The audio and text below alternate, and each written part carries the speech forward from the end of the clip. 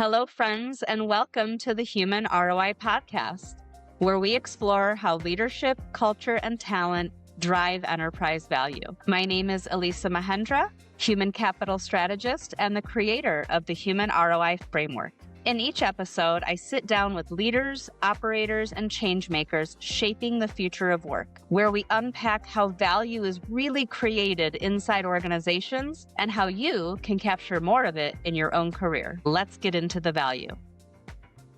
Welcome back to the Human ROI, the podcast that explores talent, leadership, and culture and how it ultimately shapes enterprise value. I'm your host, Elissa Mahendra. And today I'm joined by Jessica Winder, Chief People Officer, author, founder of Hidden Gem Coaching. Jessica helps professionals and executives really understand what their value is and how to navigate key moments in their careers. Jessica is also known for her bold, no-nonsense voice on LinkedIn, where she talks candidly about leadership, about workplace dynamics, and how to break those molds. A big part of her work is called Hidden Gems Inside Corporate America in her LinkedIn newsletter. So Jessica, welcome to the Human ROI. Thank you. Anytime I hear my intro, I'm like, oh my goodness, I need to read my intro more, I think. But I am excited to be here. This is going to be fun. You're like, that's me? Amazing. Yeah, like, oh, I did all of that. You did, and more. And I only skimmed the surface. So what I like to do, I love a good origin story. So I'd love to start with two things. One is I read that your first job was roller skating in the Texas heat. And what you learned from that is about kind of power dynamics in the workplace. So I'd love to learn a little bit more about that experience and what it taught you. Yes. So yeah, I grew up in a small town in East Texas, and my first job was working at Sonic. And to know me is to also know that I'm not very coordinated. So I fell a lot. But one of the things I was thinking about this, like the thing that I learned at Sonic really was customer service. It was a customer service boot camp. And it was also the second part, it was who you knew or who knew someone in your family. So small town, East Texas, everybody knew my parents. I would literally go to people's cars after I had fallen or gotten their drink wrong or did something wrong. And they would say, whose daughter are you? And I'd say, I'm Robert's daughter. And they'd be like, okay. And then they would like soften up and be nicer to me. Or if I messed up, if I immediately said, I know that I messed up, or I'm sorry, I dropped this, I'm going to go back. So getting ahead of the problem, but it was literally customer service boot camp. I still pull from that time of, okay, how do you fix this? How do you get ahead of them? I coach people on this in interviews. Before somebody even brings up something they think could be wrong, just go get ahead of them. Bring it up before they even bring it up. So I learned a lot. I still have some scars on my leg from that job. I bet. And some scars on your heart, which you're learning from, right? Yeah. And that's why I love origin stories, because so much of what happens in our early years shapes how we think about work, how we relate to work, power dynamics, what happens in the workplace, the type of work we want to do. And so as I look, and I want to share your book, The Hidden Gem Within, and I'd love to know the origin story behind the title, The Hidden Gem Within. And then maybe if you can also give us some insight into the illustration. Yeah. So when I think of the hidden gem, and I think there are so many gems in corporate America, it's people who are highly capable. They are absolutely capable, but it's untapped potential. So they're under-recognized. So think about that. They're highly capable, but they're unrecognized. And they're just sitting there, and they're almost like a gem in the dirt. That was literally my concept when I was thinking of my business name and the title of the book. Like, you are a gem. How do we make people see that? And it's something that most people think, I'm just going to put my head down, I'm going to work hard, and somebody's going to recognize me. And I'm sorry to say that that's not how it works. You need to be vocal. You need to be talking about it. And most people that I have found that I'm coaching that are gems never tell anybody. They just do the work. And then they wonder why they don't get recognized. And so that was the thought behind the company name and the book.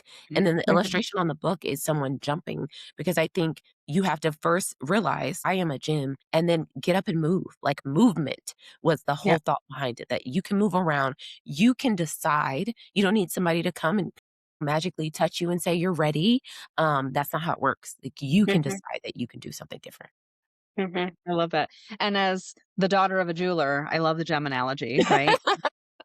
So I'm all over it, right? You're a diamond in the rough, and Jessica's going to help shine you up and make you, put you into a great setting and show you off. So I love that.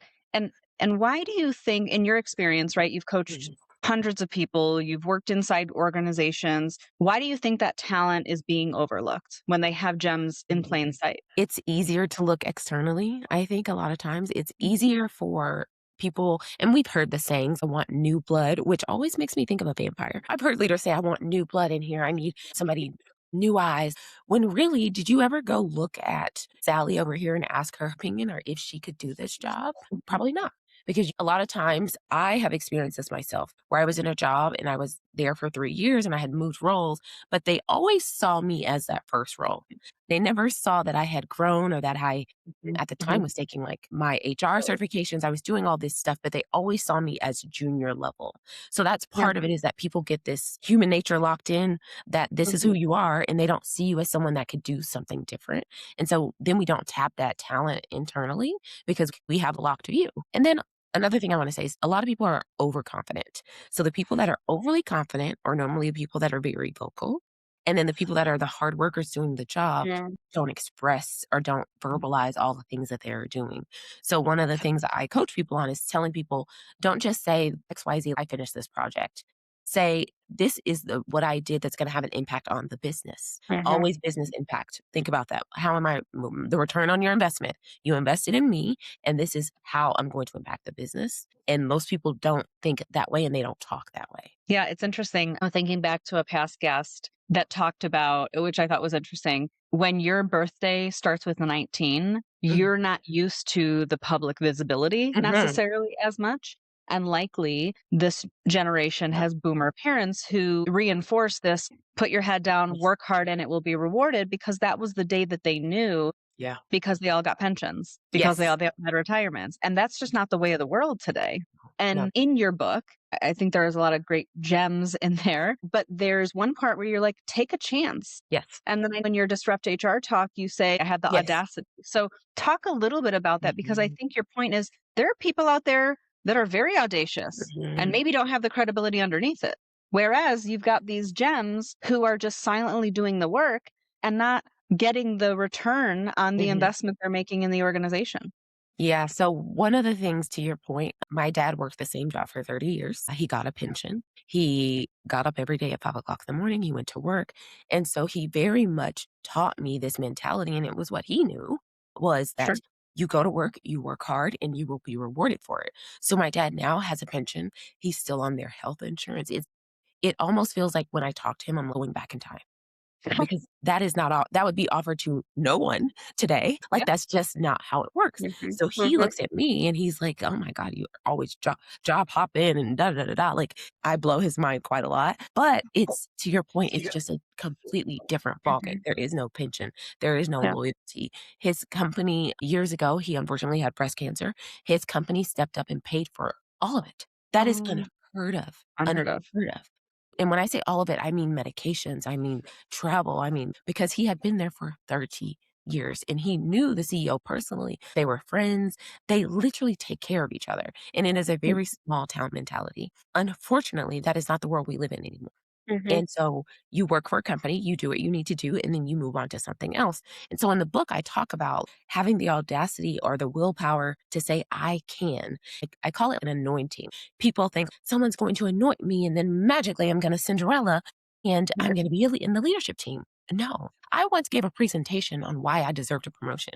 And people are like, you are crazy. I got the promotion. It saved me probably 6 to 9 months before they would have promoted me, but I basically went to them and says, "Look at all that I've done. Look at my impact to the business." And I Mhm. had the audacity to say, "I'm not gonna wait 9 months. I'm not gonna you tell me I'm ready. I'm going to tell you I'm ready." Mhm. And that does take a lot of guts, and I wanna preface this by saying that early in my career, I don't know that I would have been this bold. Obviously, the older, the more experience, I was able to speak up more. But I say that to say, even if it's in a direct one-on-one meeting with your manager and you say, "I wanna talk about my accomplishments," start Mhm. there. Yeah. When you think back, you didn't start out this Oh, audacious. It yeah. was always there, but you Yeah. didn't. let it fly. Yeah. Do you have a moment that you can remember that it really changed for you where you said, Mhm. "No, this is enough. I need to start advocating for myself?" I to your point, it was always there. I had to taper it down, but I definitely think I'm trying to think. I think there was a moment, and mind you, in my early career, I had a great mentor who taught me everything that I knew about HR, and she was the one who told me, "Hey, I think that you're ready. You can start speaking up." And Mhm. so I want to point to that as like I did have a mentor who believed in me enough to tell me, Yeah. "Speak up. Like now's your moment. Here's your time." She would literally throw me in situations that, to be quite honest, I was not prepared for. And Mhm. she'd be like, "You'll learn. You'll figure it out." And so that gave me confidence because I wasn't ready. For sure. Yeah. Yeah, I wanna dig in there because I think there's a fallacy of and I've been victim to this myself, earlier in my career where you're saying, "I will be ready when Mhm. blank," Mhm. or "I will if I was only confident Yeah. enough, I would do the thing." But what you just said and what now we know is, no, Mm. you're not ready. You go and do the thing, and then get confident because you did the thing. Yes. So, how do you turn that light on for your coaching clients when they are coming to you without the Mhm. confidence, but they have the credibility? Yes. And how do you turn that on for them so that they go for it anyway? Absolutely. So it's funny when we first started, I said I need to read my bio more. One of the things that I actually have my clients do is go actually read your resume. Read Mhm. it and read it. I literally have had one person that I was for 30 days, the next 30 days, I need you to wake up and read your resume and read all the things that you've done because something in you feels like you secretly got here. When really look at all the work and all the education and all the things that you did. It wasn't, you didn't sneak in here and somebody's going to find you out. You know what I mean? Mhm. You deserve Yeah. this. And to read your resume and think, I deserve to be in every room that I enter. Mhm. So I would say start there is like really understand what you've done. And then the second thing is to, um, and it doesn't have to be a mentor. I actually think it could be a friend, it could be a family member, but talk to someone about it. Because sometimes we have all of this, and I am very guilty of this, the jumbles in my head of things. And then when I say it out loud to somebody, I'm like, no. So even verbalizing it, I think does Yeah. help us. Yeah. I think that's right. My mom has always told me I have monkey mind because there's just all kinds of stuff going on in there. Ding, ding, And so ding, ding. Yeah. it's the mental gymnastics you go through, and I do think that helping say it out loud helps you refine it and really challenge your own point of view, because I don't know that a lot of people would be able to answer, "What's your point of view on X?" even Yeah. within their own specialty, right? Absolutely. Yeah. And even just saying it out, like once you say it out loud, I feel it in your bones that Yeah. I can do this. And I want to equate it because I think this analogy helps. Is I have always been someone who has struggled with my weight. And I would say when I get to this number, I'm gonna Mm, be this. And it was always a never, never number. Always made it up. It never made sense. It was never based on any facts. It was something I just made up. And I think we yeah, do that in our careers. One yeah. day, 6 months from now, I'm going to be different, and then I'm gonna be a leader. Well, what's different in that 6 months? So I would Mhm. ask you to if you're listening to this and this is something you're thinking about, "I'm gonna be a leader when," tell me what's Mm, gonna be different about you then. Is it you finished a course or you finished a major project? Or if it's none of that, if you can't actually verbalize what's going to be different, then my challenge is you're ready right now. yeah, yeah, that's great advice, and again, I'm thinking about something that someone shared with me, around confidence versus certainty. Yes. Right? It's like, no, I do know what I know, Yeah. and I know what I know. And what you don't know, Uh, you can figure out. I believe that to be true too. I have been in rooms that I had no business being in, and I was able to figure Mhm. it out. Yeah, yeah. And I think that's a skill that not everyone possesses. I Yes. think you have to be willing Yes. to not know something, but it's like the everything is figure outable, right? Yes. You have to have the confidence in yourself and the certainty that if put in any situation, you can figure it out. Mhm. And so you have an interesting perspective though, Jessica, because you've been the HR leader inside Mhm. organizations and you've been the career coach, right? You've Yes. seen both sides. And I think you're able to give your clients a perspective about how talent decisions are actually made in Absolutely. organizations versus how people think they're made. And so Mhm. what insights do you share with your clients about that kind of dynamic inside organizations? Yeah, so for the people listening or watching right now, I'm gonna give you a caveat of this is the way it is, this is not the way that it should be. Because I say this a lot when I do Mhm. social media because I'm not promoting that this is the way that it should be, but I'm telling you the facts. And Mhm. I've been in those rooms, I've seen those decisions, and a lot of people think that promotions or any of those things are based just on your merit. This is what you did and this is the outcome, and that's not Mhm. true. It's politics a lot of times. It's who knows you, who knows about you, who can verbalize what you've done. That's Mhm. another thing. Who is going to advocate for you? And so you need to honestly, you need to be campaigning. And it's sad to say it, but it's true. You need people to know how you are having an impact on them. So if you work with a business unit, do they know that if you wouldn't have done this, they wouldn't have met their deadline? Does the next person know that you've saved the company? Does the finance team knows that? Does the HR team know that you are a great leader? So these are the people that are going to be in the room. Mhm. The wording I use, you need to be campaigning because it's not all merit. So, one, you need to be competent, you need to do your job, but then you need people to know all of these things. And that's the part that people miss. They do the job, but nobody knows it. Nobody's advocating for them. Their name comes up in leadership meetings, and people are like, oh, she's doing a great job. That's it. Mhm. Nobody, because you haven't told people, I want to move up. You need to Right. say those words. I want to be on a leadership team, or I want to be a part of this project. Or even if it's lateral, I want to go work in another department, or I want to go back and get my MBA, and this is going to be the impact to the business. Say what you want. People are not Mhm. mind readers. I've learned this also in my marriage. That's a great analogy. A closed mouth does not get fed. No. Yeah. So it's interesting. You were talking about who's saying your name when you're not in the Yeah. room, who knows your story, and I think something you said earlier, which certainly resonates with me, is when you're somewhere for a long time, they know you as the first thing you Yes. did, and not where you are today. And there could be 10 years that pass by Absolutely. between those two times. So when you campaign Yeah. inside your organization, that's one thing. But if you know that you are a hidden gem within an organization that has too many politics and you're ready Mhm. to make a move, what's your advice for people who need to start campaigning and be known outside of the four walls of their organization?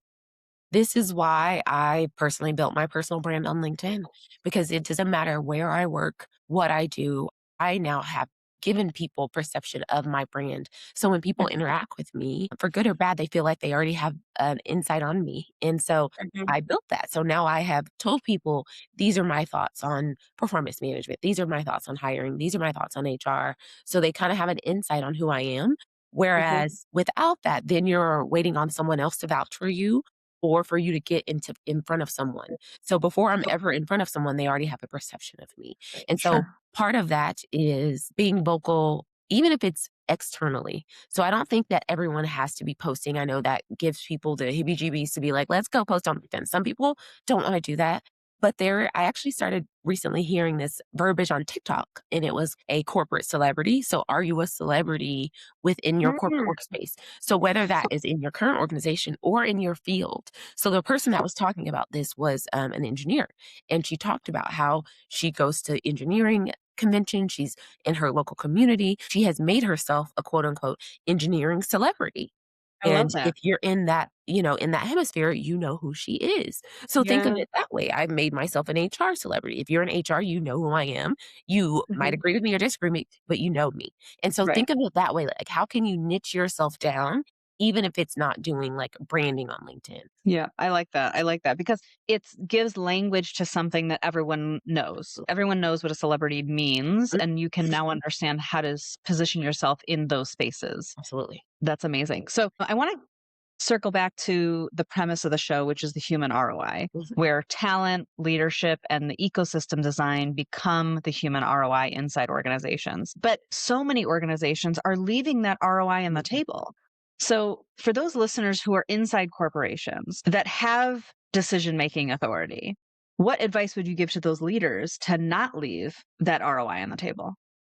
So I have had to do this at 2 different organizations that they brought me in. To be quite honest, they were having some financial difficulties, and so they were thinking about how do we better utilize everything that we have. So Hmm. it was a team, honestly. So there was one person that was doing kind of like the tech operations, and I was doing the people side of it. And my first thing was, do you even know the talent that you already have? So let's pull up everybody's resume.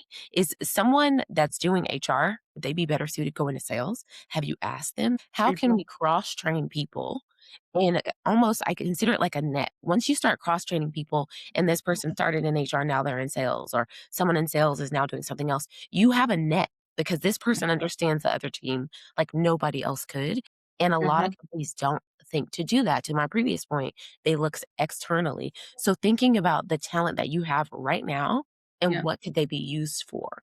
And a lot of the big companies do this by doing like cross training programs. But if Right. you're a smaller company, you could you have even more free will to just move people, to just say, Right. hey, raise your hand, who wants to do this? And then to Mhm. ask people. So not only were we looking at people's resume, we had meetings where we said, hey, these are some holes that we're trying to fill. These are the knowledge gaps we're trying to fill. Does anybody know Mhm. about this?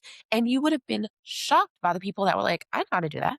Like, I could do that, raise their hand, but you would never have known it because some stuff isn't on their resume. Because obviously their Right. resume is tailored to the role that they're in. So Sure. even Sure. asking people, we had one person who we had no clue was like a master language person, knew different languages. And we had a client that knew one of the languages, and you would be amazing to talk to this client because you can talk to them in their native tongue, would have Yeah. never Yeah. known. Yeah. I love that because the hidden gem Yeah, concept, it's not just a hidden gem of a person, but it's yeah, the hidden gem of their skills within an yes, organization. And not a lot of organizations do it, but this idea of the internal talent yes, marketplace, which is I have something to sell, you yeah, have something to buy, and how do we match up those skills mhm, internally? Because to your point, if you're a small organization, you can make those decisions yeah, pretty quickly, but you have to be willing to ask the mhm, questions. yeah, So, as you're coaching these organizations and leaders, do you find any pushback on that in terms of being always. open or spending the time? Yeah, and because it I'm takes like, time. always, always there's always pushback of it would be faster. And I don't know where we got this narrative that external is faster because Yeah. think about it. If somebody, let's just give an example of this person with the languages. She had already been there 3 years. She knew the business, she knew the leadership team, she understood the product. And so how would it be faster to find somebody external instead of get her trained up in customer support? Mhm. That's way easier. She understands the product. So Right. I think we have to fight this narrative that training Yeah. someone new is easier when really your internal talent, and obviously I'm not talking about the people that don't want to be there that are leaving, but the Sure. people that actually want to be there want to learn more. So use that to your favor. Yeah. If a listener today is feeling like after hearing this, I am a hidden Mhm, gem. I do have a lot to shine, but I haven't either campaigned and I need to start, or mhm, I have tried to campaign and it's not making any mhm. difference. What advice would you give them in terms of advocating for themselves? First thing I would do is if you're listening to this and you think I'm a hidden gem, nobody knows it. First of all, I hope that's what you're thinking. Second of all, go write down what do you want to be known for. This is always the Mhm. cue that I give my clients. What is it you want to be known for? And it might Mhm. take you some time. You might want to be known for a couple of things, but you need to have a true sentence, like a true Mhm. packed sentence that you can say over and over. This is what I want to be known. Mhm. So, for example, Mhm. I'll say, I have already said, I want to be known for burning HR down to the ground and believing in good trouble. So, that is my statement that I tell myself. This is what I want people to know me for, that Mhm. I have made a difference in this way. I have a client who right now wants to be known for operational changes. So she's in an organization that is going through a merger and acquisition. She wants to be known as the person that's going to bring them through this to the other side and that truly cares Mhm. for people. And that is her statement. And she's making decisions based on that statement. And so that's why I Mhm. think that's the first step. What do you want to be known for? And then hone in on how can you get people to know you for that. So for her, for instance, she is now like leading the team of like the new systems and integrations. That was not what she was supposed to be doing, but she wants to be known for this, so she Yeah. volunteered to do those things. So you have to know Okay. what you want to be known for, and a lot of times we get conflicted. Well, this leader likes this, so I'm going to tailor it to them, and then this leader likes this, I'm going to tailor it to them. But is that helping you with your objective? Right. And I think we're all familiar with the traditional coaching models around like find your values, Yeah. understand what motivates you. But what I appreciate about your approach and the way that you talk in your book and the way that I've seen you show up online and personally in Mhm. person and events is that no nonsense, like use real words. Let's Oh, talk candidly to each other and not just what do you value, yeah. because that can be hard to put into words, but what do you want to be known for? So I Yeah. really appreciate that perspective.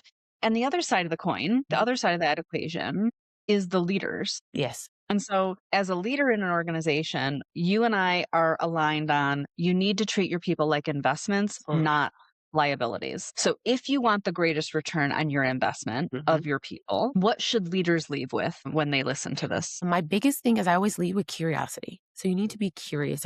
When I coach leaders, I always ask them, ask questions before you ever give your opinion. So if someone comes to you and they're saying, this is what I want to be known for, this is what I want to be doing, the first question should be why? What are you going to get out of this? Like, what's your long-term plan? Be curious before you ever give a strong against opinion. Because sometimes they want your feedback. So maybe it's an angle you don't see. Another thing I want to point out is that last year I was part of a leadership series at Yale. And one of the things that I learned from that series is that we tend to lean so hard into these are your areas of improvement. I don't know how many times throughout my career it's been like, these are the things that you could be better at, Jessica. Instead of saying these are the things that you are great at. So the whole thing that we did, and it was a women's leadership forum. There were 30 of us from all over the world. And it was all based on what are you good at? And we're going to lean into what you're good at. We were never throughout the whole time. We never focused on these are your areas of improvement. And so I want to throw that out there because I think leaders are always, well, this is where you need to improve. Instead of saying, you are an amazing public speaker. I'm going to put you in front of everyone I can get you in front of. You know what I mean? Like change your narrative of how you're thinking about people. Yeah. And I love that too, because what I've seen over the last maybe 10 years is a shift towards strength-based learning, strength-based development. Yet, and we don't have a whole episode time for this, although we could, which is performance management process. It is 100% about you did these things well, but here's all the things I need to tell you that you need to do better so that I can rate you as average or a 3 on a 5 rated scale, right? So for another time, but I'll come back to that.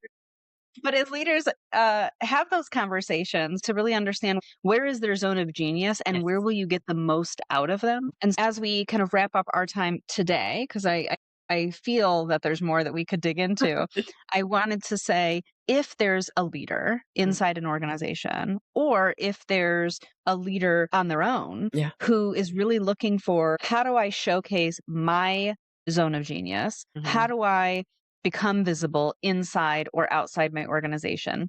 And how do I start a campaign for themselves? One, I know that they can pick up your book. Yeah. And we'll put that in the show notes. But is there another way that people can get in contact with you if they're interested in learning more or working with you in the coaching side? Absolutely. I would love to coach. I'm definitely taking on new clients right now. So the best way would be to go to my website, hiddengymcareercoaching.com.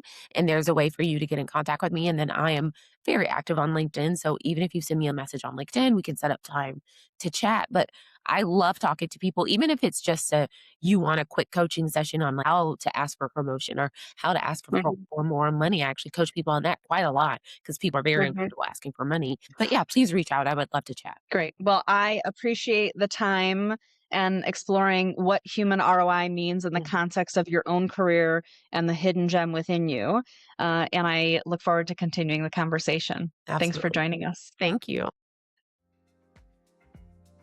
If this episode made you think differently about how value is created inside organizations and the return you're getting on your career, share it with someone who needs to hear it. Subscribe wherever you listen, follow along on our LinkedIn newsletter, and leave a review if it resonated. Thanks for investing your time. And until next time, keep investing in what creates real value.